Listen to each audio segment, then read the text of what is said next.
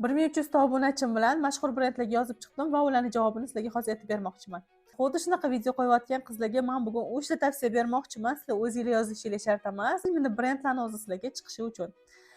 Birinchi tavsiyam, profillarni qaysi brenddan mahsulot olmoqchi bo'lsanglar, o'shanga moslab upakovka qilishinglar kerak. Ya'ni kontentlaringizda, yozgan shapka profilingizda, полный profil noldan boshlab upakovka qilganingizda, qaysi yo'nalishda kontent qilmoqchi ekanliginglar aniq bo'lsin. Shunda brendlarning o'zi sizga yozadi.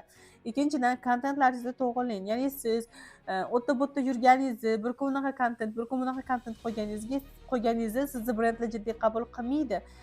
Siz o'sha masalan kosmetika olmoqchi bo'lsangiz, kosmetikalarning qanaqa turlari borligini, ular qaysi yuzga tushadi, qaysi yuzga tushmaydi, umuman ular qanaqa foydasi bor, qanaqa zarari bor, mana shularni ochib berib kontent qilishingiz kerak. Agar ovqatdan olmoqchi bo'lsangiz, ovqat yo'nalishida siz kontent qilib olishingiz kerak. Buning uchun siz o'sha ovqat yo'nalishida kontent qilayotgan Nabiyev Gurman, Aziz Ahmedov, imенно shu yo'nalishda kontent qilayotganlarni kuzatib, o'zingizga ideyalar olsangiz bo'ladi. Nima bo'lganda ham menga kasb tanlayotganlarga omad tilayman. Foydali, kerakli ma'lumotlarni o'tkazib olmaslik uchun meni sahifamga obuna bo'linglar. Agar sizlarda blog yuritish bo'yicha, blogerlarni rivojlantirish bo'yicha qanaqadir savollar bo'ladigan bo'lsa, kommentariyada blog so'zini yozib qoldiringlar. Men sizlarga bepulga razbor qilib beraman.